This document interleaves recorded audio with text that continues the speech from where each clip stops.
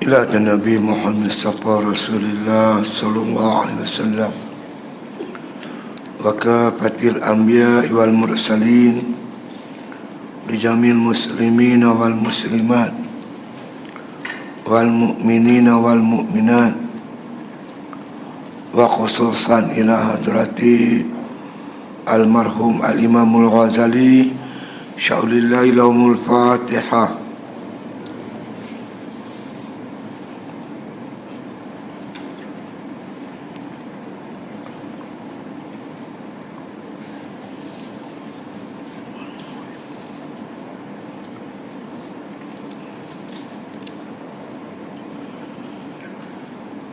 Bismillahirrahmanirrahim.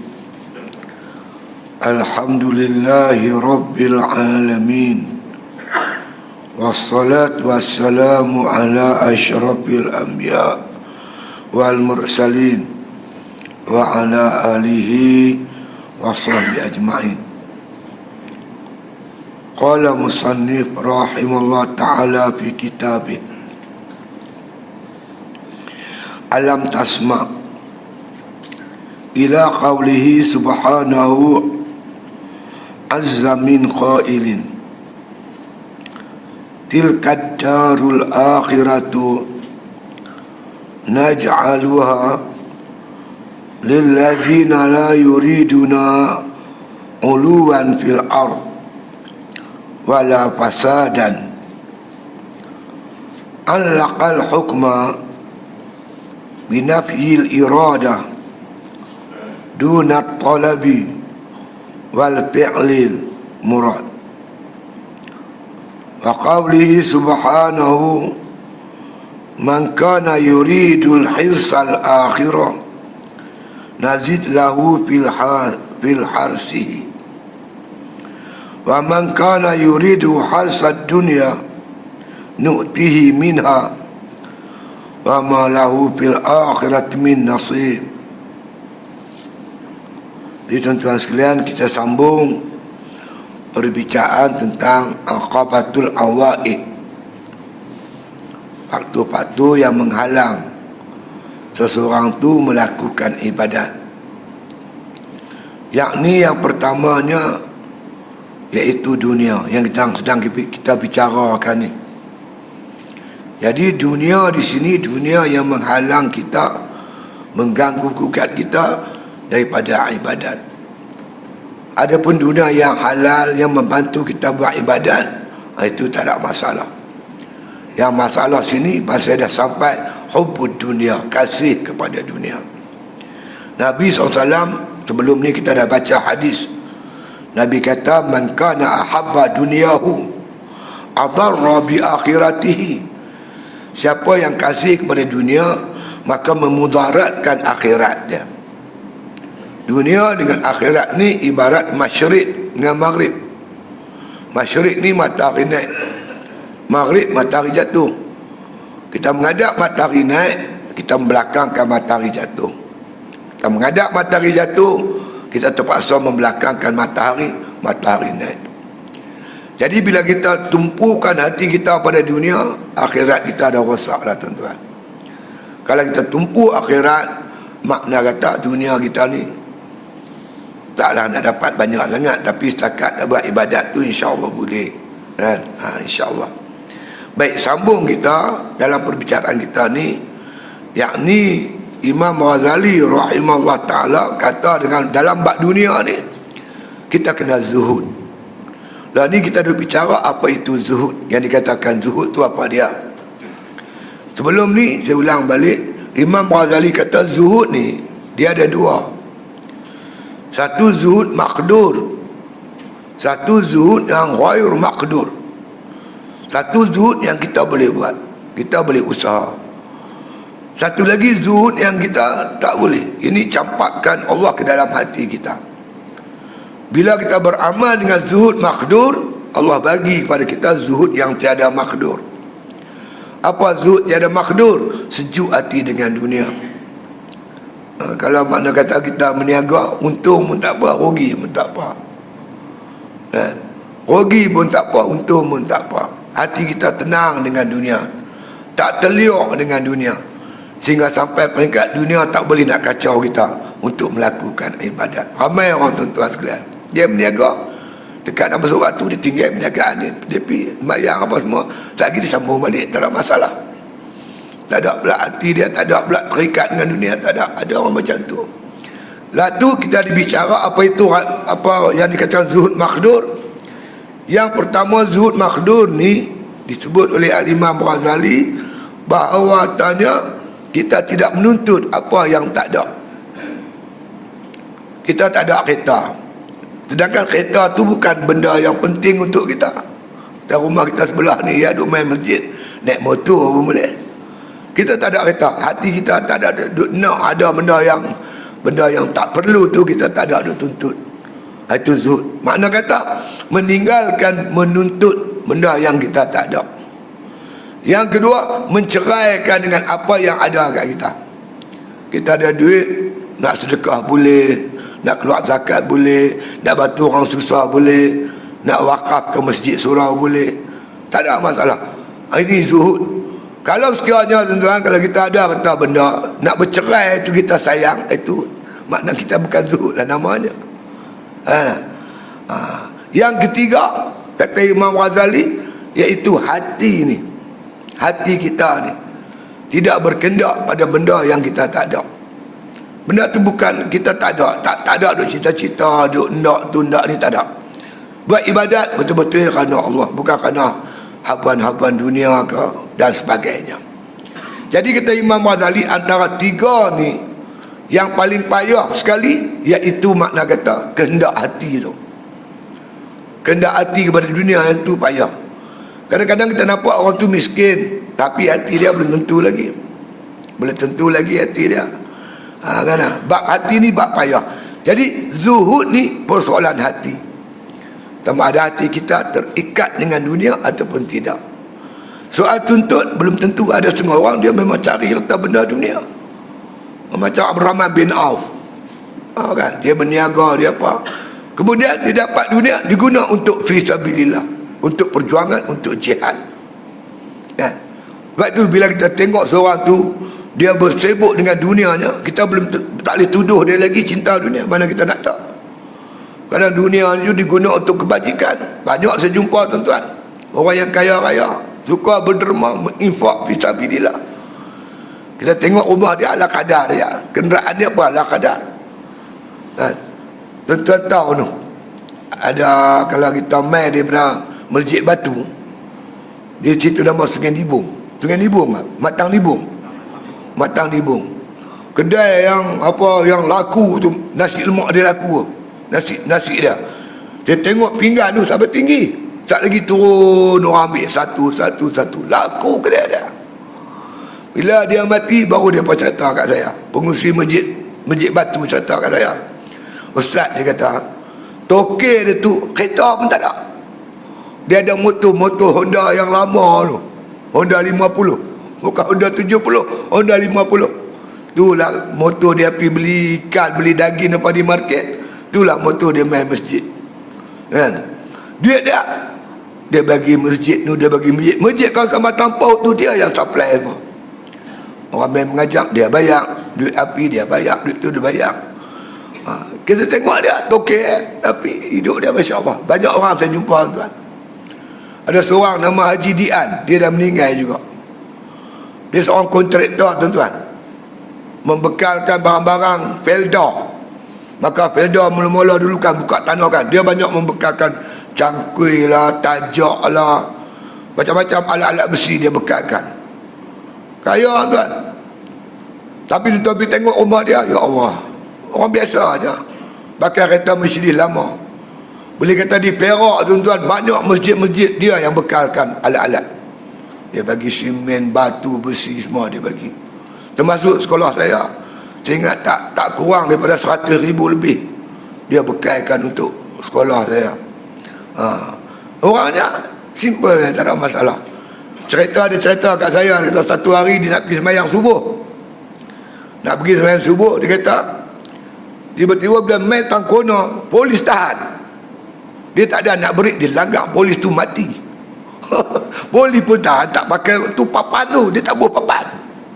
Tangkona pula dia tahan. Saya tengah bawa kereta. Dia terlanggar mati. Bercara mahkamah tu. Bercara, dia menang kes. Dia menang kes. Walaupun dia menang, dia pergi jumpa tu balu polis tu. Dia kata semua anak-anak yang mengaji saya tanggung sampai keluar universiti, sampai dapat kerja. Dia kata macam ni punya orang. Ada tuan, dia kita tengok sibuk dengan dunia, tapi hati dia tak terpaut dengan dunia, kan? Ni yang kita makan sebagai zuhud. Jadi yang disebutkan bahawasanya 3 perkara ni, Imam Ghazali kata yang payah sekali kehendak hati tu. Kehendak hati tu, makna kata dunia tu, kehendak tu yang jadi payah. Maka kata Imam Ghazali rahimahullah ta'ala sebagai hujah dia, hujah al-Imam Ghazali rahimahullah, dia kata apa? Kata Imam Ghazali rahimahullah ta'ala, alam tasma', tidakkah kau dengar ila qawlihi subhanahu azza min qail, tidakkah pernah engkau dengar daripada firman Allah Subhanahu wa taala, daripada perkataan dia, yakni firman Allah taala. Allah berfirman dalam Quran. Alam tasma' ni istifham, makna kata takriri. Dia ada dua, satu istifham ingkari, satu istifham takriri. Istifham takriri ni soalan yang jawapan ada dalam tu siap dah. Bukankah aku ni pak hang? Bukankah aku ni pak hang? Takkan kita kata memanglah hang pak aku. Dalam jawapan soalan tu tiap jawapannya ya. Hang ingat aku ni anak hang lah. Bukan kadang-kadang pak marah ke anak, hang tak berdekat cakap dia, hang ingat aku ni anak hang lah. Jawapan siap ada. Tidak. Bukan soalan tu perlukan jawapan. Makna satu ucapan, makna kata nak kata apa, marah punya pasal ingat aku ni anak hang, ingat aku ni pak hang, macam tu lebih kurang. Alam tasma' ila qawli subhanahu azza wa min khail, adakah tidak pernah engkau dengar firman Allah Subhanahu wa ta'ala? Jawabnya ya, memang aku pernah dengar firman Allah tu. Apa Allah kata? Tilkad darul akhirah, ini negeri akhirat, habuan-habuan negeri akhirat, kebahagiaan di akhirat besok, balasan-balasan di akhirat itu. Untuk siapa? Naj'aluha, kami jadikan keseronokan balasan akhirat itu untuk siapa? La yuriduna uluwan fil ard, yang tidak, makna kata berkendak ketinggian di muka bumi. Orang yang tak ada cita-cita dia orang tinggi, dia dapat jawatan tak kisah, dia tu cita-cita tak ada kendak dia menuntut ilmu, bukan nak jadi orang hebat, bukan nak jadi orang masyhur, tak ada cita-cita. Tapi kadang-kadang Allah nak jadikan dia masyhur, Allah nak bagi dia jadi masyhur. Itu cerita lain. Kehendak tu kita bukan kehendak, bukan kita nak jadi masyhur. Kita buat kerja kita biasa mengajar itu gini. Tapi kadang-kadang nak jadi, Allah nak angkat dia jadi masyhur, dia jadi masyhur, kan? Banyak tu gitu, dia buat kerja agama lah, ni ikutlah ada viral ni. Dulu mana ada semua ni. Orang pergi mengaji, Tok Guru Haji Umar hebat. Dia tak nak jadi hebat, tapi Allah nak hebatkan dia, kerana dia mengajar agama Allah. Itu cerita lain. Yang disebut di sini bahagian di akhirat besok, mereka yang makna kata dua atas muka bumi ini, la yuriduna uluwan fil ard, dia tak ada cita-cita, tak ada kehendak nak dapat ketinggian di muka bumi, tak ada cita-cita itu, dia tak ada.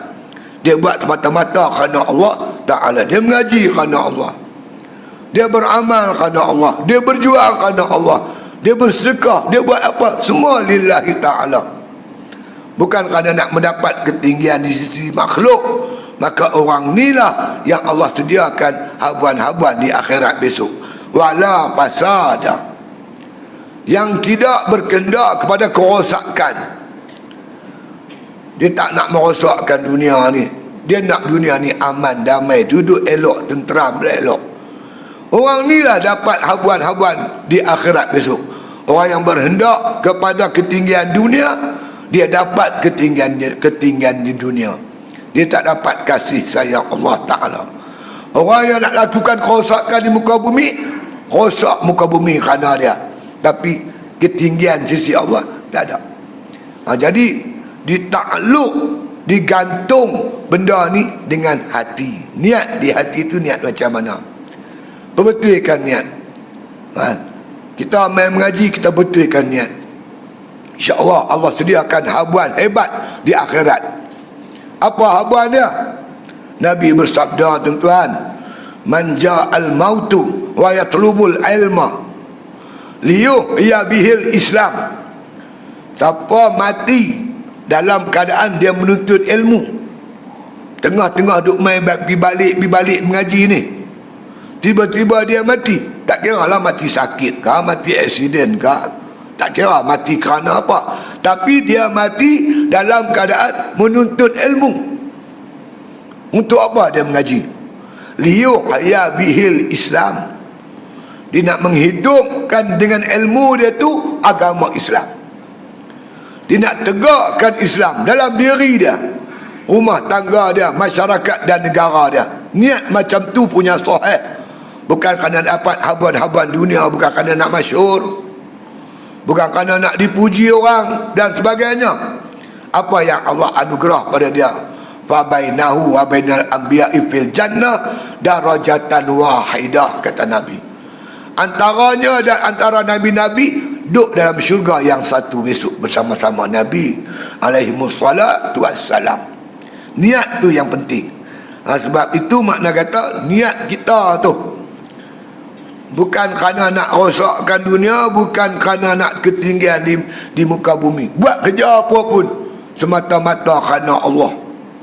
Apa kerana Allah? Kerana Allah pertama, kerana nak menjunjung tinggi perintah Allah Ta'ala. Itu nombor satu. Nombor dua, nak menzahirkan rupa kehambaan kita kepada Allah. Macam tuan-tuan duduk depan saya lah, mana kenal?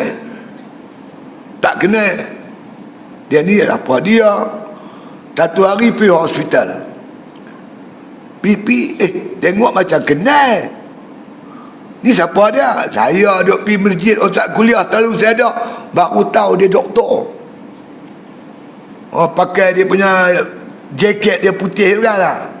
Lepas tu dia pakai stetoskop, dia cek darah orang pakai BP set. Oh, doktor. Macam mana kita tahu doktor? Rupa doktor tu ada kat dia. Rupa doktor tu ada pada dia. Kita ni apa bukti kita hamba bagi Allah? Rupa kehambaan kita tu ibadat kepada Allah. Rukaan sujadan. Bila kita rokok, kita sujud, kita baca Quran, kita berzikir, itulah rupa-rupa kehambaan. Jadi ibadat kita ni semata-mata nak menzahirkan rupa kehambaan kita kepada Allah Subhanahu wa taala. Apa lagi? Kerana apa ibadat? Yang dikatakan ikhlas tu tak lain tak bukan nak mendekatkan diri kita kepada Allah. Dengan ibadat ni tuan-tuan, kita bertambah dekat dengan Allah. Dengan maksiat kita bertambah jauh. Buat maksiat makin jauh, makin jauh, makin jauh daripada Allah. Buat taat makin dekat, makin dekat. Jadi aku buat taat ni untuk mendekatkan diri kepada Allah. Faman kana yarju liqa'a rabbih falyamal amalan salihan. Siapa cita-cita, makna kata nak bertemu dengan Tuhan dia, maka hendaklah dia mengerjakan amalan soleh. Amalan soleh kita buat untuk mendekatkan diri kita kepada Allah Ta'ala. Itu ikhlas nama dia. Fa iza ta'alaka ibadi anni fa inni qarib. Bila hamba aku bertanya tentang diriku Muhammad, hang habaq kat puak-puak yang buat ibadat tu, fa inni qarib, aku dekat dengan mereka. Jadi ibadat ni mendekatkan kita dengan Allah. Buat ibadat kerana nak mendekatkan diri dengan kepada Allah Ta'ala. Apalagi untuk menuntut kasih sayang Allah. Kita nak Allah sayang kat kita.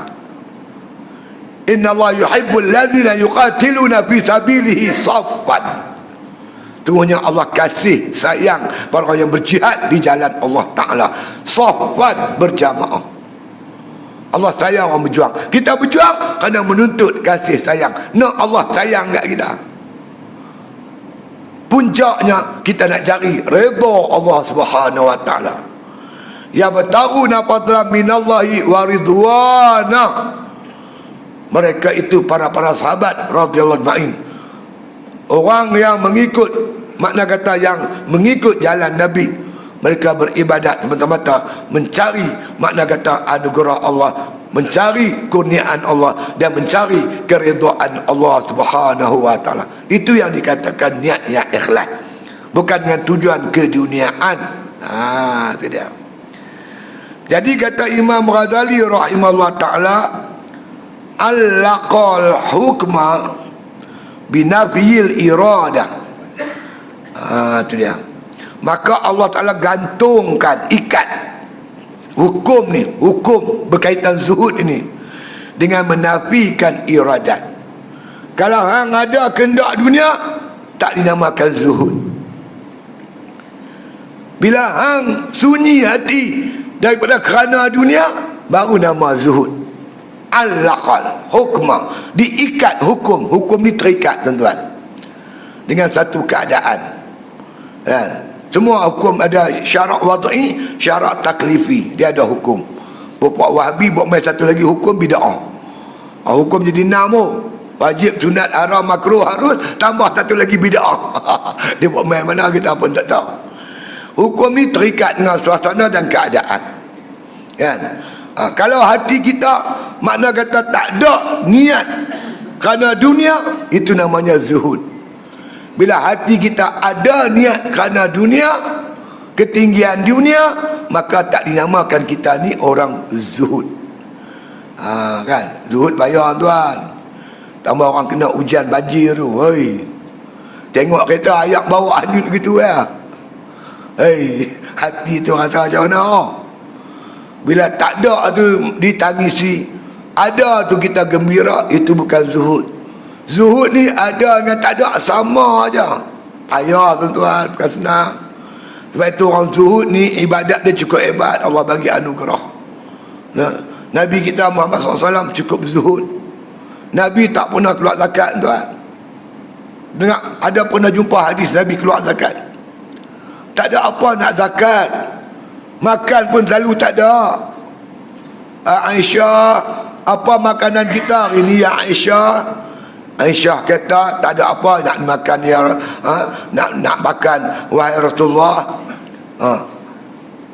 Inni shaim, Nabi kata sesungguhnya aku puasa hari ni. Itu makna kata yang ulama kiaskan puasa tu dengan sembahyang. Nabi apa salah niat puasa, niat hati, siapa tahu tak? Tapi Nabi habaq ke Aisyah, inni shaim, aku puasa. Dilapas niat tu kata ulama hukumnya sunat. Dikhiaskan puasa tu dengan usalli kita buat ni. Sebab kita pegang Al-Quran, hadis, ijma' dan qiyas. Pokok Wahabi tak pakai qiyas.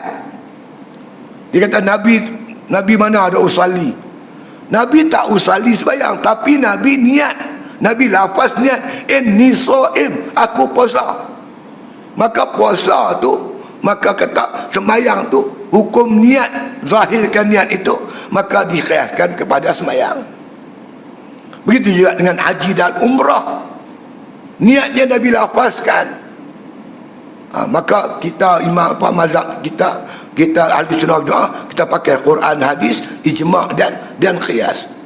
Macam tuan-tuan sekalian, kita ni buat keluar zakat beras. Ada Nabi suruh keluar zakat beras? Hampir cari mampu tak jumpa. Tapi Nabi suruh sahabat-sahabat keluarkan zakat kurma dan juga zakat gandum. Kurma dan gandum makanan depa sana, dikiaskan makanan kita di sini beras, keluarlah zakat beras. Banyak perkara tuan. Macam kita kata masalah petai dan jerin, daripada bawang merah. Makan bawang mentah hukumnya makruh, maka dikiaskan kepada makna kata petai jerit juga hukumnya makruh. Kita ada kaedah-kaedah fiqh yang dibawa oleh ulama-ulama kita zaman berzaman. Quran hadis saja tak cukup, kita kena ada ijma' dan juga qiyas. Begitu. Jadi tuan-tuan sekalian, tidak ada makna kata diikat. Hukum zuhud tu diikat binafyil iradah, dengan menafikan kehendak. Bila ada kita tak ada kehendak dunia, baru dinamakan zuhud. Hati kita tu, kita main menuntut ilmu kerana Allah, bukan kerana nak jadi itu, nak jadi ini. Itu namanya zuhud. Bila kita buat satu kerja, ada saja niat yang lain daripada Allah Ta'ala, maka kita bukanlah dinamakan orang yang zuhud, maka dinafikan makna kata kita ni sebagai seorang yang bersifat dengan sifat zuhud. Itu dia.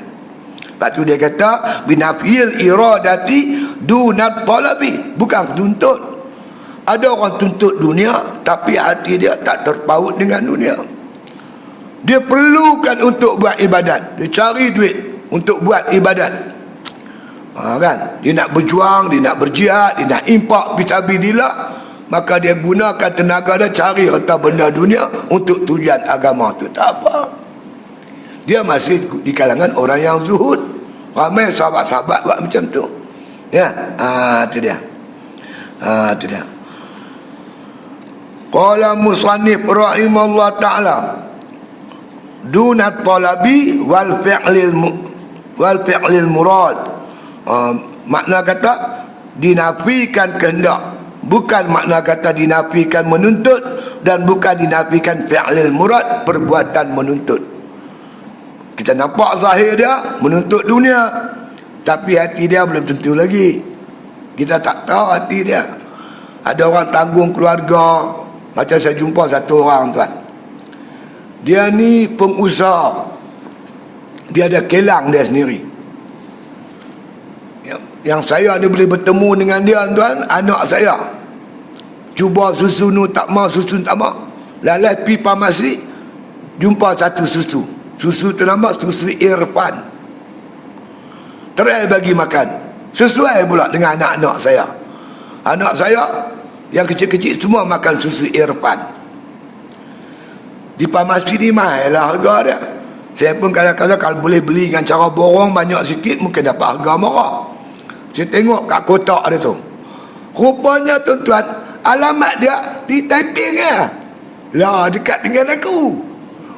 Saya pun cari jumpa. Ada orang bagi nombor telefon dia, saya telefon dia, dia angkat. Dia kata saya selalu menghadiri kuliah ustaz di Taiping. Dia kata satu hari saya buat kuliah subuh, saya bagi tahu dia saya ada kuliah subuh sekian-sekian masjid, dia main masjid tu. Lepas tu dijamu saya makan apa pagi tu, bawa pergi kelang dia. Pergi kelang dia tuan, di Taiping. Dia ada kelang susu. Dia pun perkenalkan saya dengan staf dia. Staf dia lebih kurang 20 orang dari tangan dia. Sembanglah kami dalam bilik. Dia kata saya ni ustaz, buat kilang susu ni kan siapa? Nak bagi pekerjaan yang halal kepada orang-orang kita. Yang tu satu tu. Dia tunjuklah satu perempuan. Perempuan tu ustaz, mak dia lumpuh, mak dia sakit buah pinggang, duduk atas kursi roda, adik-adik kecil-kecil. Saya bagi kerja kat dia, dapatlah saya bagi 2,500 gaji sebulan. 2,500 tu dia kata alhamdulillah boleh makan satu keluarga. Lepas tu orang ni pula dia tunjuk kat saya, tujuan saya buat kilang Ustaz, nak bagi kerja rezeki yang halal kepada mana orang kita Islam. Itu niat dia tu, niat dia. Jadi Allah Ta'ala dibangkitkan besok kita di akhirat ikut niat kita. Apa niat kita buat satu-satu amal kerana Allah ataupun tidak. Bukan kita tengok orang tu bergelumang dengan kerja-kerja dunia, kita cok kata dia cinta dunia. Belum tentu lagi. Hati dia Allah Ta'ala yang maha mengetahui. Tapi kalau sampai 670 mahkamah tu cerita lain lah. Itu betul lain lah pula. Yang tu aku tak tahu lah tu. Ni kita nak tuduh orang, tengoklah kelakuan dia macam mana kan.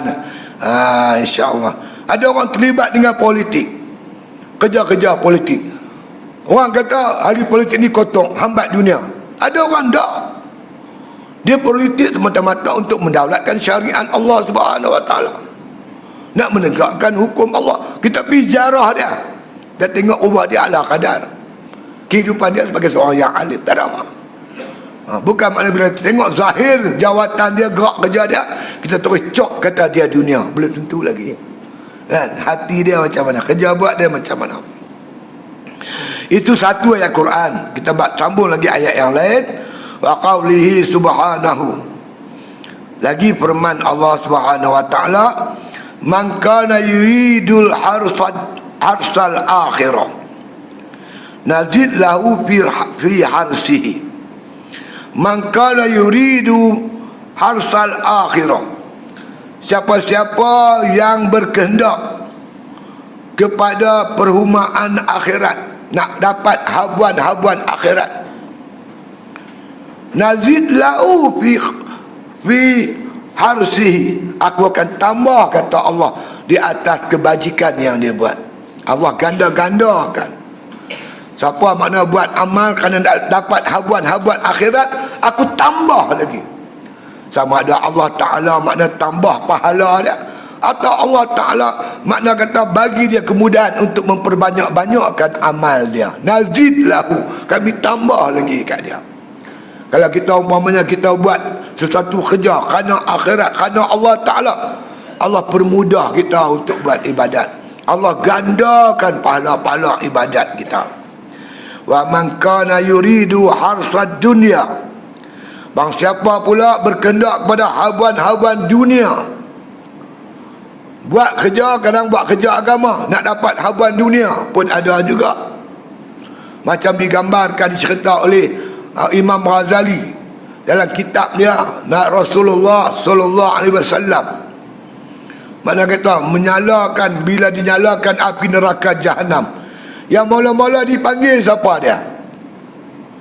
Para ulama, orang yang hafal Quran, baca Quran, menghadap di hadapan Allah Subhanahu Wa Taala. Apa kamu buat di dunia? Dia pun ceritalah, aku ni mengaji, alim, aku mengajak begitu begini. Yang baca Quran pun habaklah, aku ni baca Quran, aku hafal Quran. Malaikat kata, bohong, kazabta, bohong engkau. Engkau mengajak, engkau mengaji kerana orang gelak kamu ulama, gelak kamu tok guru, supaya kamu masyhur. Yang baca Quran pula orang gelak dia qari, hafiz. Allah kata kamu dapat apa yang kamu nak. Kalau kamu mengaji kerana orang nak orang panggil kamu tok guru, orang dah semua panggil kamu tok guru. Kalau kamu mengaji, kamu mengajak kerana nak orang kata itu, orang dah panggil kamu. Kalau kamu nak jadi, nak sebut khori, orang semua panggil kamu khori. Orang panggil habis. Ni habuan kamu. Masuk neraka Jahannam, tuan-tuan. Yang kedua, orang yang bersedekah.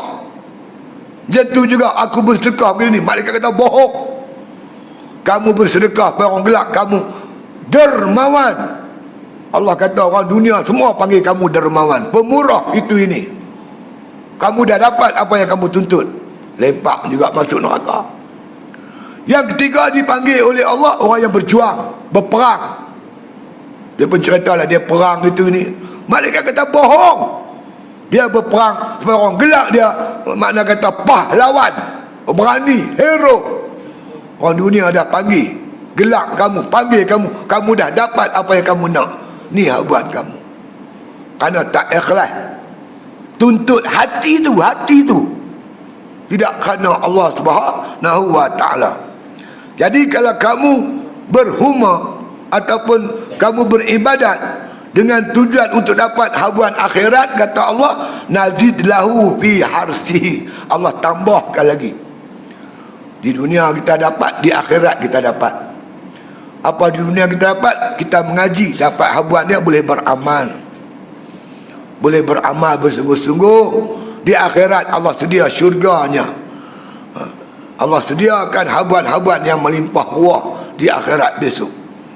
Tapi Allah kata, wa man kana yuridu harsad dunya, siapa nak dapat mana habuan-habuan dunia, nu'tihi minha, Allah bagi. Nak dunia, Allah bagi dunia. Nak masyhur, Allah bagi kamu masyhur. Kamu nak getah, Allah bagi kamu getah. Kamu nak pangkat, Allah bagi kamu pangkat. Tapi ingat kata Allah, wa ma lahu fil akhirati min nasib.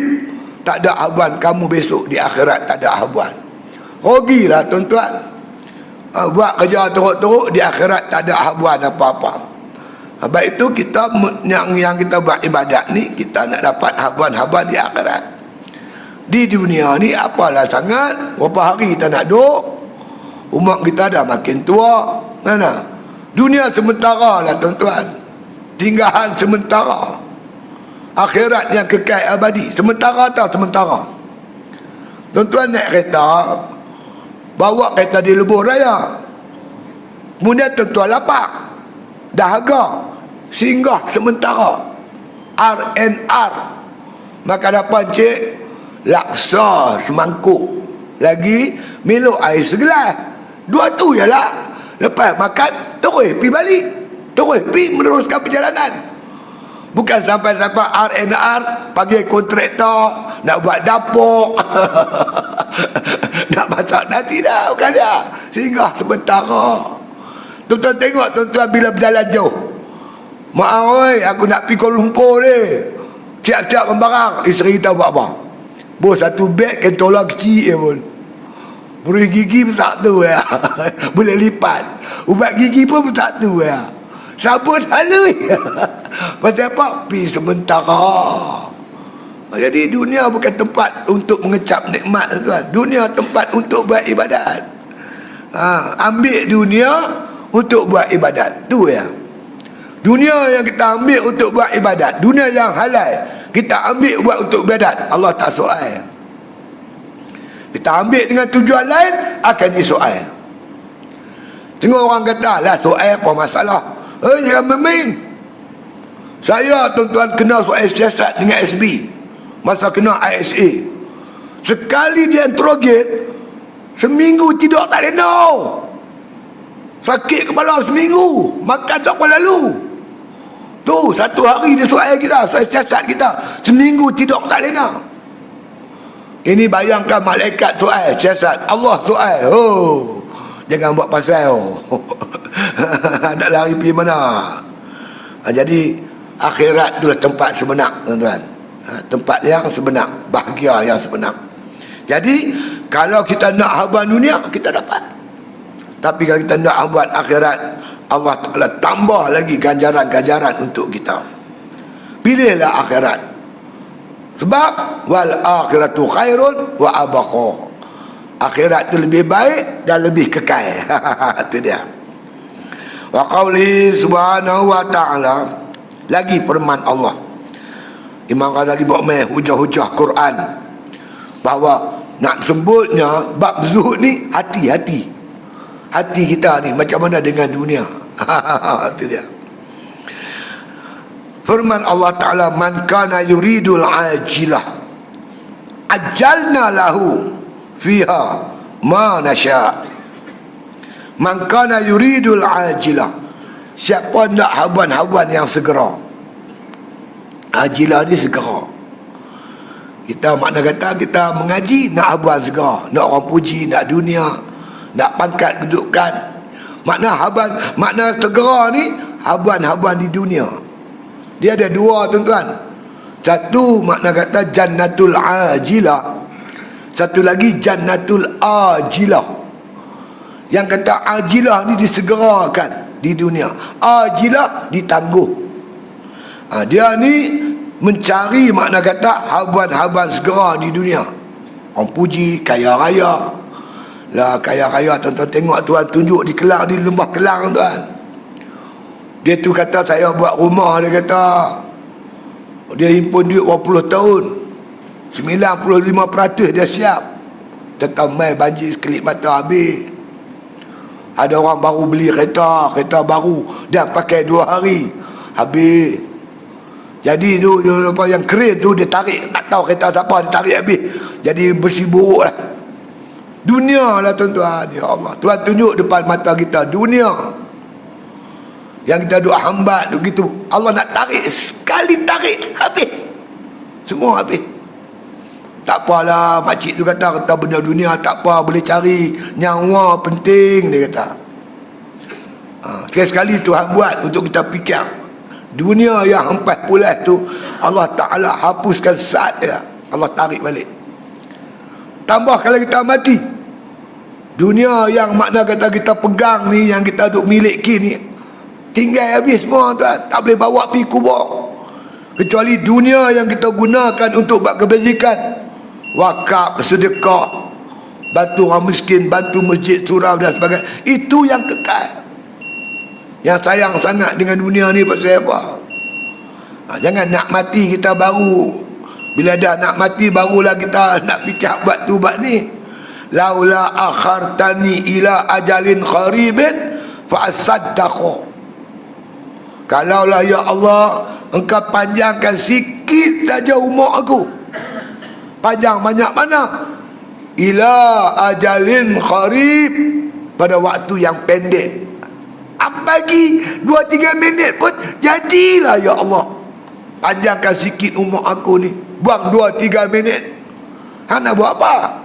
Fa asaddaqu, aku nak bersedekah. Wa akum minas solihin, aku nak jadi orang soleh. Aku bagi dekat umur 70 tahun 80 tahun, tak teringin nak sedekah, tak teringin pergi masjid, tak teringin berjamaah, tak teringin nak bersedekah, tak teringin makna nak mengaji. Dan nak mati baru sebut macam tu. Nampak apa tuan?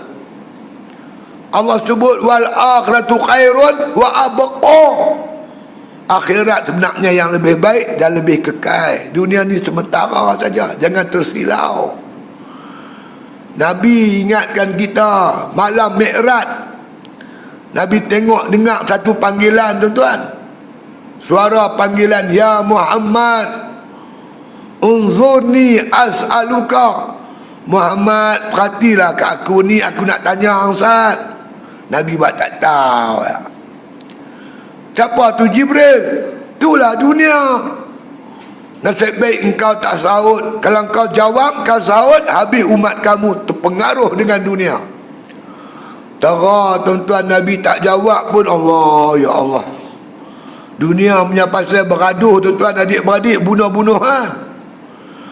Anak zaman mak baru ni, mak dia jual tanah nak pergi Mekah. Anak zaman dunia, ya Allah. Nak kata apalah tuan-tuan, tu nak tara Nabi tak jawab tu. Nabi jawab lagi habis. Tanya pasal apa tak main semayang jemaah, dengar suara azan pasal apa tak pergi masjid. Dunia lah tuan-tuan, bukan apa dunia. Sibuk dengan dunia. Aduh. Nabi tengok dunia ni perempuan tua bongkok 3 tuan. Bongkok dah dunia ni, tua macam perempuan tua bongkok. Tapi dia pandai tuan, walaupun dia dah tua, dia pandai make up. Plastik surgery, muka cekang macam anak dara, pakai baju gaun. Dia kata, ramai orang teringin nak kahwin dengan aku. Mereka kahwin dengan aku bunuh laki-laki aku, habis aku bunuh. Walaupun dia tengok laki aku bunuh, tapi ramai lagi teringin kat aku, nak menikah dengan aku, nak kahwin dengan aku. Dia tengok mata kepala dia, ramai kawan-kawan semayang entah ke mana, mengaji entah ke mana, apa entah ke mana, sibuk dengan cari dunia. Mati dalam keadaan macam tu. Alhaakumut takasur hatta zurtumul maqabir. Melalai harta benda, anak pinak, sampai masuk dalam kubur. Sedap-sedap duduk dalam kubur dah. Dia tengok mata kepala dia, tapi dia teringin lagi nak kahwin dengan aku. Aduh, dunia lah tuan-tuan. Kita jangan ambil dunia sekadar perlu untuk buat ibadat kepada Allah Subhanahu wa ta'ala. Jangan sampai melalaikan kita daripada beribadat kepada Allah. Lepas tu kata Allah, man kana yuridul ajilah, siapa berkehendak kepada habuan-habuan segera di dunia ni. Dia mengaji, dia menuntut, dia nak masyhur, dunia. Mengaji menuntut kerana nak peleceh orang lain, dunia. Mengaji menuntut kerana nak dapat habuan dunia, pangkat. Semua ni dunia. Apa kata Allah? Ajilna lahu maka kami segera akan bagi dia. Dia nak aku bagi. Dia nak aku bagi. Dia nak masyhur, aku bagi dia masyhur. Dia nak pangkat, aku bagi dia pangkat. Dia nak apa lagi? Nak penjatuh orang lain, nak peleceh orang lain, aku bagi. Ajilna lahu, kami segera akan baginya. Itu dia. Ajilna lahu fiha ma nasya, kami bagi padanya itu mengikut kehendak kami. Tengok orang dia nak masyhur, tak masyhur juga pun. Masuk kata Facebook nak masyhurkan diri, tak masyhur juga. Ada setengah tu kan. Dia orang meluat pun ada. Mana tak meluat tuan-tuan? Dia nak masyhur, nak tunjuk diri, dia peleceh ulama-ulama dulu. Dia kata apa? Ni ilmu tasawuf, ni ilmu ayat cak. Saya tengok komen bawah tu semua pakai bagi dia. Hati kotor begitu. Kawan dia kata dia macam-macam. Dia nak masyhur, tak masyhur orang marah lagi ada.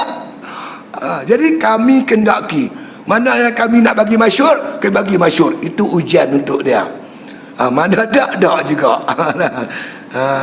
Satu lagi firman Allah Subhanahu wa ta'ala. Wa qawlihi subhanahu wa ta'ala. Lagi-lagi firman Allah. Man aradal akhirah wa sa'alaha sa'yaha.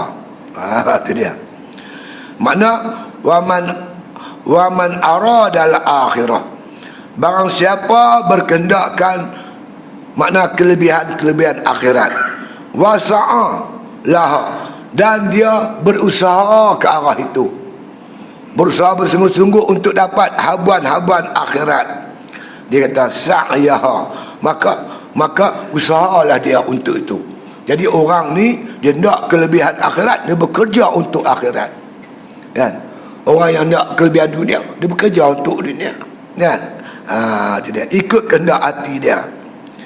Jadi kata Imam Ghazali, ama taral isyarata kulliha ilal irada, maka apakah tidak engkau melihat diisyaratkan semua ayat-ayat yang dibacakan tadi, ilal irada, maka ditujukan kepada iradat, kehendak hati kita tu nak macam mana, nak dunia kan nak akhirat. Bukan apa yang kita buat, yang pentingnya apa yang ada di hati kita. Sebab itu makna kata bila kita menuntut ilmu, kita letakkan niat semata-mata kerana Allah Subhanahu wa ta'ala. Imam Ghazali menyebut ada beberapa perkara niat menuntut ilmu ni. Yang pertama, kita nak keluarkan daripada lembah kejahilan kepada lembah ilmu. Orang jahil ni Allah murka, orang alim ni Allah sayang. Nak keluar daripada dunia kegelapan kejahilan kepada dunia yang terang benderang dengan ilmu pengetahuan agama. Kita menuntut ilmu kerana kita ni tuan-tuan nak menjadi hamba bagi Allah Ta'ala. Tanpa ilmu tuan-tuan, kita mensyirikkan Allah dalam keadaan kita tak tahu. Kita menuntut ilmu ni dengan tujuan nak mengenal Allah dan nak mengabdikan diri kepada Allah Subhanahu wa ta'ala. Kita menuntut ilmu tuan-tuan sekalian supaya kita nak mengenal diri kita yang serba kekurangan. Lagi mengaji, lagi rasa diri ni lekeh, lagi rasa kebesaran dan keagungan Allah Subhanahu wa ta'ala. Menuntut ilmu, kita nak kenal kekurangan yang ada pada kita. Bila kita mengaji, kita jumpa tuan-tuan, banyak benda kita buat tak kena. Segi akidah kita, segi ibadat kita, segi perjalanan hati kita. Oh, rupanya aku ni takabur, aku ni riak. Hingga kita berbetui apa yang ada diri kita. Kita mengaji ni tuan-tuan sekalian, supaya kita nak mengenal tipu daya syaitan. Kita tak mengaji, kita tak jumpa macam mana syaitan tipu kita. Dan kita nak memperbaiki diri kita. Kita mengaji tuan-tuan sekalian supaya kita lebih gemar kepada akhirat daripada gemar kepada dunia. Tuan-tuan boleh rujuk kitab makna kata Hidayatus Salikin. Imam Ghazali bagi 7 matlamat menuntut ilmu tu, ada 7 niat yang baik. Itu dia. Jadi tidakkah kau lihat, kata Imam Ghazali, bahwasanya disebut ayat Quran tu iradah. Yakni orang yang berkehendak. Apa nak kita tu? Niat kita tu apa benda? Apa yang kita cita-cita kita dalam kita buat ibadat? Kerana dunia ataupun kerana akhirat. Nah, itu dia. Oleh itu kata Imam Ghazali rahimahullah ta'ala, ya, fa amruha wal muhimmu izan. Nah, dia kata fa amruha, maka kerjakanlah demikian itu. Wal muhimmu, itulah sebenarnya cita-cita kita dalam nak mengerjakan ibadat. Kerana Allah Ta'ala, bukan kerana dunia. Dia dua ya tuan-tuan, dunia ataupun akhirat. Kerana akhirat, bukan kerana dunia. Dunia tempat bekerja, hasilnya besok di akhirat. Tu macam unit amal kita tu, anak-anak muda tu bekerja kerana Allah Ta'ala, beramal kerana Allah. Dia kata selut sampai ke lutut. Oh, kau senang. Hang tembak water jet pun tak jalan. Oh, kena water jet besar. Oh, bukan kerja. Tengok tuan-tuan, dia pun tarik tu pipe Gunung Jerai, bukan ada upah. Buat kerja kerana Allah. Kita buat kerja kerana Allah. Tengah orang buat kerja untuk cari persepsi.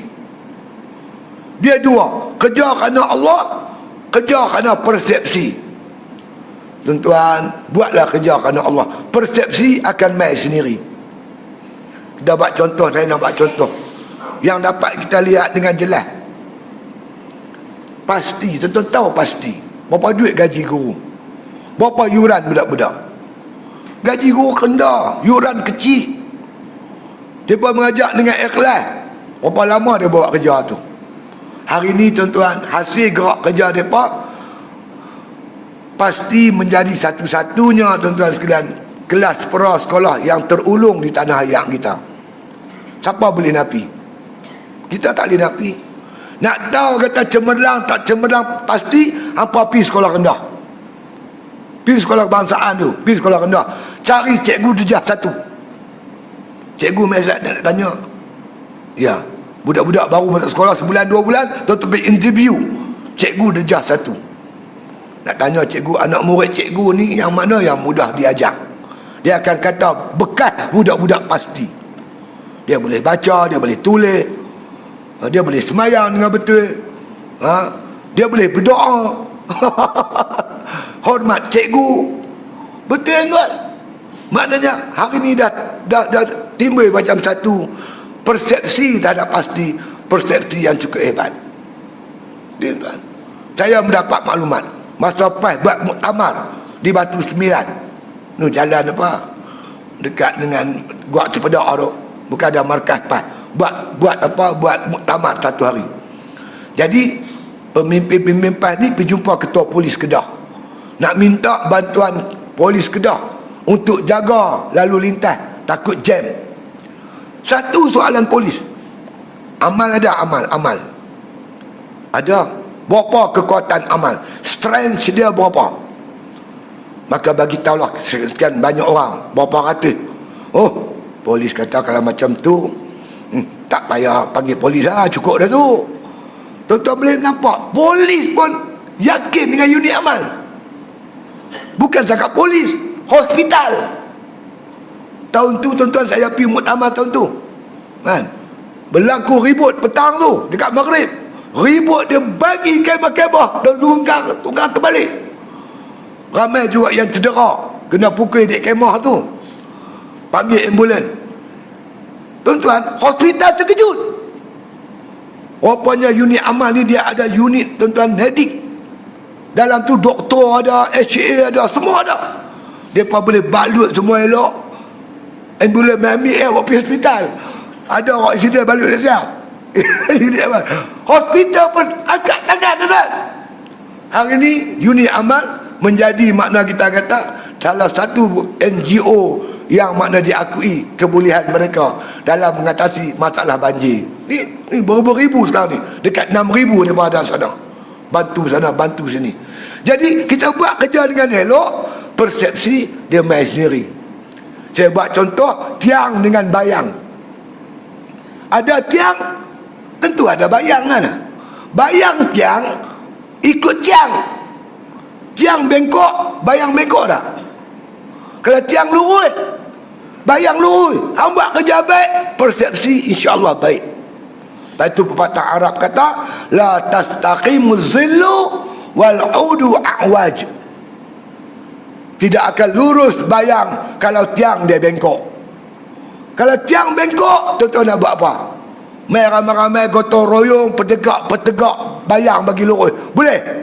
Mana boleh pelurus bayang? Kita lurus tiang, maka bayang akan lurus. Buat kerja lillahi ta'ala, ikhlas kerana Allah, buat elok-elok, insya-Allah persepsi yang baik akan timbul. Akan timbul di kalangan masyarakat. Percayalah, lambat laun makna kata masyarakat akan makna kata menghormati kita yang buat kerja elok tadi ni, insya-Allah. Jadi bila banjir aja kepala terbayang, mana ini amal. Ada seorang tuan-tuan, dia cerita kat saya tuan. Dia kata banjir besar di Kelantan. Banjir besar. Dia dengan keluarga dia duduk atas bumbung. Malam gelap gelita. Dia telefon polis tak dapat. Dia telefon bomba tak dapat. Handphone dia tinggal 2 bar ya. 2 biji lagi. Handphone dia tinggal 2 biji. Dia telefon unit amal dapat. Amal main dengan bot laju. Malam-malam buta bawa torchlight seluruh. Dia bertengok 3-4 beranak duduk atas bumbung. Kalau lewat ustaz 10 minit mati kami anak beranak. Tengok tuan. Allah Rabbi. Macam mana hati dia? Dia rasa macam mana? Kan? Baik tu kita buat kerja dengan ikhlas. Buat kerana Allah Ta'ala. Jangan kita buat kerana pujian orang apa. Tak. Pujian tu dia akan main sendiri. Bukan itu tujuan kita. Sebab tu tok guru saya kata, dunia ni sidik, dia kata, macam lembu liak. Tahu lembu liak? Lembu liak ni dia kata, kita hambat dia lari tercacak ekor. Dia lari. Tak dapat dah. Tapi kita buat tak peduli kat dia. Lembu liak ni, dia sonai pungguk kita. Betul tuan? Dunia ni kita hambat dia lari. Tapi kita buat tak peduli kat dia sonai pungguk kita. Berapa ramai orang tak peduli dengan dunia. Dunia mai kat dia. Kan? Orang yang hambat dunia tak dapat terang mana pun. Jadi orang yang hebat, dia buat kerja mata-mata kerana Allah, bukan dengan kerana keduniaan. Itu dia. Jadi kata Imam Ghazali rahimahullah ta'ala, ya, lakinil abdu iz waghafa wastaqama alal awalin a'nil tafriq, ya, a'nil tafriq wa tarku fa'mulun min fadlillahi subhanahu wa ta'ala.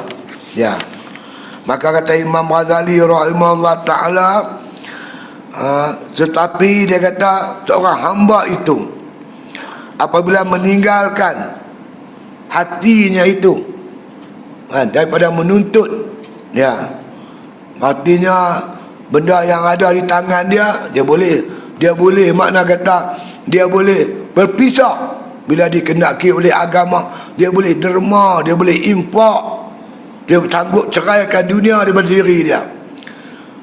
Kalau benda-benda tak perlu, dia tak menuntut. Dan hatinya pun makna kata tidak makna berkehendak kelebihan-kelebihan dunia. Dia kata wastaqama alal awalin, dan berdiri di atas yang awal tadi. Ada 3 benda tadi ni yang kita sebut. Pertama, makna kata dia tidak menuntut benda yang tak ada. Yang kedua, sanggup bercerai daripada benda yang ada kat dia. Dan yang ketiga, hatinya buat kerja semata-mata kerana Allah, bukan kerana keduniaan. Bila 3 ni ada, apa dia 3 itu? Dia kata anit tafriq, dia kata iaitu bahawasanya dia tafriq, berpisah daripada dunia, tak ada hajat dia kerana dunia. Wa tarka, dia kata, dan dia meninggalkan dunia itu fa'mulun min fadlillah subhanahu wa ta'ala, semata-mata mengharapkan kurniaan daripada Allah subhanahu wa ta'ala. Yang kata zuhud tadi ni, yang ada tangan dia berpisah, yang dia tak perlu, dia tak tuntut, dan niat hatinya semata-mata kerana Allah. Bila tiga dia buat benda yang macam ni, semata-mata untuk mendapat anugerah Allah Ta'ala. Dia buat tiga ni semata-mata untuk mendapat kurniaan daripada Allah Subhanahu wa Ta'ala. Dia kata an yufaqahu lidaf'il hadhil iradah, dan muafakat pula supaya meninggalkan kehendak yang tadi ni, wal ikhtiar, dan kehendaknya, anil qalbi, makna menanggalkan tidak di hatinya itu menuntut habuan-habuan keduniaan, semata-mata nak mencari kurniaan Allah Subhanahu wa Ta'ala. Fa annahu mufaddalul karim azza wa jalla, semuanya dia buat semata-mata untuk mendapat anugerah daripada Tuhan yang mulia. Summa, kata Imam Ghazali rahimahullah ta'ala, summa allazi yab'asu ala tarki wa tafriqi wa yuhawwanu alaika zalika zikra afatid dunya wa uyubaha. Maka dia kata, bangkitlah seseorang itu di atas meninggalkan dan memisahkan diri kerana untuk mendapat, makna kata memikirkan segala afat-afat dunia dan aib-aib dunia. Dia fikir tentang aib dunia, dia fikir tentang kerosakan dunia. Banyak dia perhati orang yang sibuk dengan dunia, ke mana saja, mana arah tujunya. Maka dengan dia pikir-pikir macam tu, dia menjadilah makna orang yang zuhud kepada dunia dan menumpukan ibadatnya semata-mata kerana Allah Subhanahu wa Ta'ala. Kemudian kata Imam Ghazali, wa qad aksarun nasul khawla fi zalika faminhu, dia kata qawla ba'duhum. Maka kata lagi Imam Ghazali rahimahullah ta'ala, banyaklah perkataan-perkataan ulama-ulama yang menyampaikan kepada kita perkataan mereka itu berkaitan tercelanya dunia. Dia antaranya, dia kata para alim ulama, wa tarkud dunya qillati, dia kata ghanaiha, kami tinggalkan dunia kerana sedikit kayanya. Kami tinggalkan dunia kerana kaya dunia ni tak terah mana. Hang himpun dunia pun nak buat apa banyak-banyak, makan bukan boleh banyak. Hang nak makan banyak, hang darah tinggi. Hang nak makan lebih, kencing manis. Penyakit macam-macam tu ada. Dunia bukan tempat seronok-seronok. Seronok kita di akhirat. Sini kita dijadikan oleh Allah untuk buat ibadat. Kita makna kata ulama, tinggallah makna kata dunia tu. Janganlah sampai kita duk hambat dunia kerana kayanya tak seberapa. Wa sur'ati, dia kata fanaiha wa hibbati syurakaiha. Maka kata juga ulama, dunia ni segera binasanya bagi orang yang bersekutu dengan dia. Dunia ni cepat binasa. Kita beli kereta, langgar aksiden, hancur juga, kan? Pakaian kita pakai lusuh.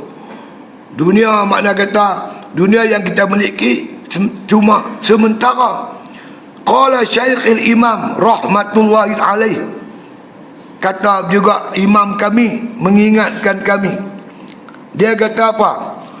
Lakin, dia kata yaji'u min haza rahatul rukbatil fatihatu li anna man syaka firaqa ahadin ahabba wisalahu. Dia kata, nak tahu kata kita ni orang yang cinta dunia ataupun tidak, iaitu dia kata sini kenyataan yang jelas, makna kata apabila li anna man syaka firaqu ahadin, iaitu apabila seorang tu mengadu-ngadu bila terpisah dengan dia, ahabba wisalahu, seronok dia bila berjumpa. Itulah dunia. Berjumpa dengan dunia, dapat dunia seronok. Luput dunia, dia mengadu-gadu, cerita sana cerita sini. Itu alamat dan tanda kita makna cinta dunia. Kalau ada pun tak ada pun lagu tu, tak ada pun macam tu, itu alhamdulillah lah. Tapi bila tak ada, tak dapat tuan-tuan, atau hilang di tangan dia, dia punya mengadu sana mengadu sini. Bila makna berjumpa, dia dapat dunia, dia seronok. Itu tanda dan alamat kita ni cinta kepada dunia. Wa man taraka syai'an limakani syurakai fihi ahabbu lawin farada bih. Kata lagi Imam Ghazali, barang siapa takut, makna kata barang siapa makna kata takut terkena bersekutu dengan dia, maka kasihlah dia sekiranya dia kata dia berpisah dengan dia. Orang yang takut makna kata bersekutu dengan dunia, dia suka berpisah. Kalau tak ada pun lagi senang aku, lagi ada lagi payah. Kata setengah lagi, fal khaulul baligh, ni perkataan yang makna yang paling tinggi lah, paling elok lah. Kata ulama, kata Imam Ghazali, ma qalahu syekhuna rahimahullah ta'ala, dengan apa yang dikatakan oleh syekh kami, kata Imam Ghazali. Dia kata apa? Inna dunya aduwallah azza wa jalla wa anta muhibbahu. Kata Tok Guru pada Imam Ghazali, inna dunya aduwallah, sesungguhnya dunia itu musuh Allah Ta'ala. Sedangkan dia kata wa anta muhibbuh, sedangkan kamu kasih dengan dunia. Macam mana kamu nak declare, nak mengaku kamu sayang pada Allah, sedangkan Allah Ta'ala benci, musuh dengan dunia. Hang ambil musuh Allah buat kawan, tempat kamu kasih. Tak layak macam tu, kata Imam Ghazali.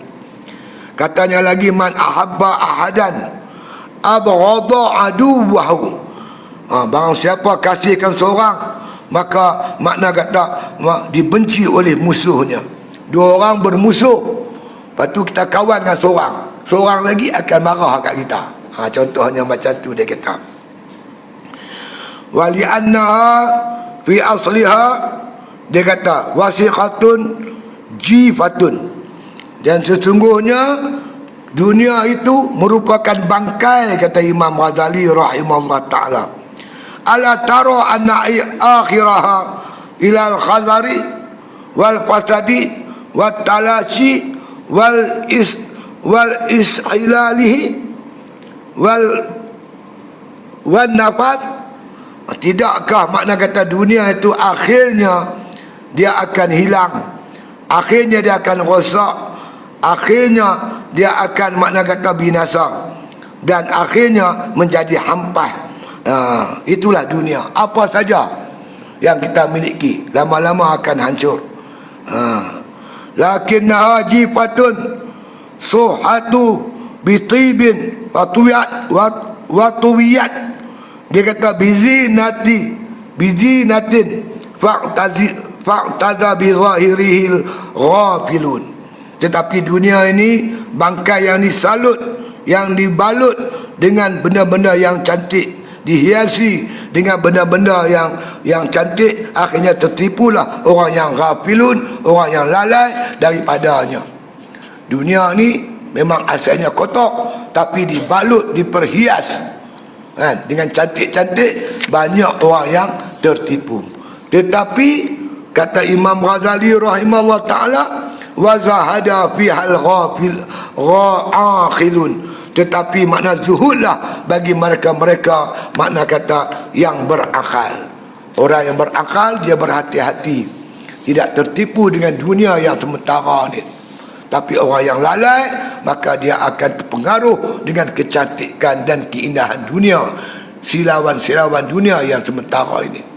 Kesimpulan yang kita makna kata yang kita dapati pada malam ni ialah, memanglah itulah hakikat yang tak dapat kita nafikan, bahwasanya dunia singgahan sementara, satu ujian daripada Allah Subhanahu wa ta'ala kepada kita. Ingat, dunia tempat kita buat ibadat, hasilnya tempat kita besok mendapat habuan daripada Allah Subhanahu wa taala. Di dunia ni banyaklah mana ujian-ujian daripada Allah Subhanahu wa taala. Allazi khalaqal mauta wal hayata liyabluwakum ayyukum ahsanu amala. Allah lah makna kata, dialah menjadikan kehidupan dan kematian. Di dunia inilah kita hidup, di dunia inilah kita mati. Maka Allah Ta'ala menjadikan dunia ini untuk menguji siapa antara kita yang terlebih baik amalan. Oleh itu janganlah sampai makna kata dunia tipu kita, tapi kita ambillah dunia yang halal sebagai alat dan perkakas untuk beribadat kepada Allah, untuk mendapat habuan-habuan bekalan di negeri akhirat. Jangan sampai dunia tipu kita. Jangan sampai dunia menipu kita. Kerana dunia kita tak buat ibadat, kita lalai dengan dunia, sampai kita bermusuh-musuhan dengan adik-beradik kita, berebut dunia dengan sesama Islam, kita berebut dunia. Ini dah silap. Ini tanda-tanda menunjukkan kita kasih kepada dunia. Ingat, dunia tempat singgahan sementara. Kita ada 5 alam, tuan-tuan. Jangan tuan-tuan lupa. Dunia ni alam yang tak lama. Pertama, kita dah lepas alam arwah. Kita pun tak ingat berapa lama kita duduk di alam arwah. Berapa ribu tahun kita pun tak tahu. Kemudian Allah pindahkan kita ke alam rahim ibu, alam arham. Duduk dalam perut mak kita 9 bulan lebih sikit. Lepas tu kita pergi alam ketiga. Mak kita lahirkan kita. Kita sedang berada di alam dunia ini. Alam dunia ni. Dunia tempoh tak lama. 60 tahun, 50 tahun, 40 tahun, 70 tahun. Sehingga sementara ya. 2 lagi tunggu kita, tuan-tuan. 2 lagi duk tunggu kita. Pertama, alam kubur. Kita pun tak tahu nak duduk di kubur berapa ribu tahun. Kedua, alam akhirat. Hidup sana selama-lamanya. Alam kubur, alam akhirat, inilah tempat kita cari bekal. Bekal di sini. Lepas tu ada ulama buat contoh. Kita ni tuan-tuan dalam pelayaran, naik satu kapal, kita belayak. Belayak. Kemudian kita dapat makna kata panggilan ataupun taklimat daripada kapten kapal. Tuan-tuan dan perempuan, perjalanan kita masih jauh, tapi kita singgah sementara di pulau dunia. Kita akan singgah pulau dunia lebih kurang sejam daripada sekarang. Jadi kita benarkan siapa nak turun ke pantai, ke pulau tersebut, untuk mengambil bekalan untuk meneruskan perjalanan. Tapi ingat, balik semula ke kapal sebelum pukul 6. Pukul 6 kapal akan bergerak. Akan bergerak terus. Sampailah tuan-tuan di pantai, di pulau dunia tu. Yang turun di pulau tu ada 3 jenis manusia. Manusia yang pertama, tuan-tuan, dia dengar nasihat kapten kapal. Dia turun, dia bawa tapawai, bawa plastik, bawa itu ini, bawa botol ayak. Dia ambil lah ayak, buah-buahan apa yang ada di pulau tu. Dia makanlah sikit. Dia bawa bekal untuk meneruskan perjalanan. Dia sampai kapal, tuan-tuan. Kapal kata, kapten kata balik pukul 6, dia pukul 5 dia naik atas lah. Dia boleh pilih, tuan-tuan, tempat yang elok-elok untuk dia duduk di kapal tu. Dia pun rehat situ. Ada kumpulan satu lagi, dia turun-turun sampai tak ingat apa dah. Dia tengok pulau dunia, makan, minum, berenang. Oh, tak seronok ya. Tengah-tengah seronok, bunyi siren. Pon. Kapten bagi isyarat kapal nak bertolak. Dia kelang kabut, tak ada nak ambil apa, tuan-tuan. Tak ada nak ambil bekal apa pun. Lori sampai kat kapal dia nak bertolak. Kapal dia tarik sauh, nak bertolak sangat-sangat dah. Dia tengok dalam kapal, tuan-tuan, orang dah penuh. Dia dah tak ada tempat.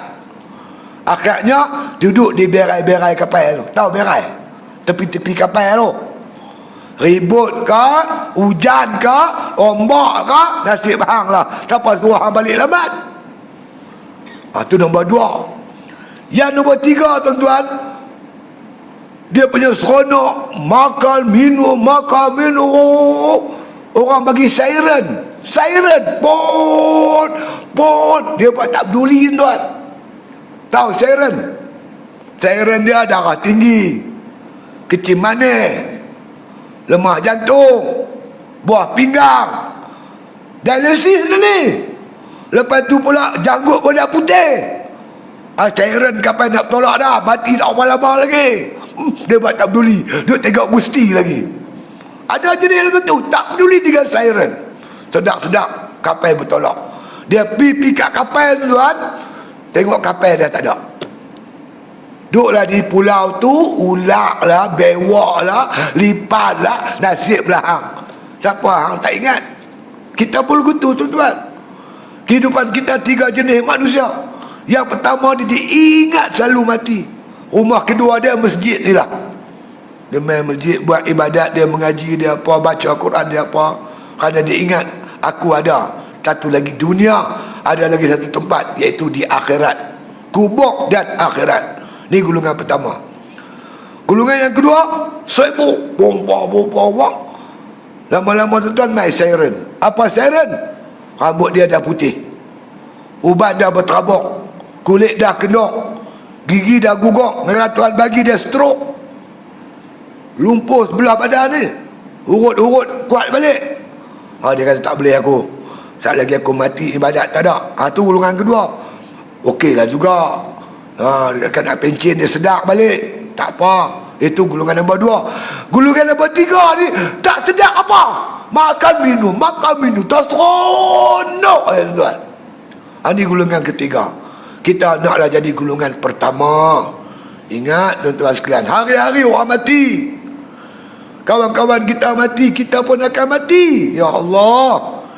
Jadi kita jadilah golongan yang pertama, bersedia untuk kembali ke akhirat. Ya, Masya Allah. Saya rasa satu apa sikit kot yang mampu saya sampaikan malam ni. InsyaAllah mudah-mudahan kita sambung pada masa akan datang. Wallahu alam. Al-Fatihah.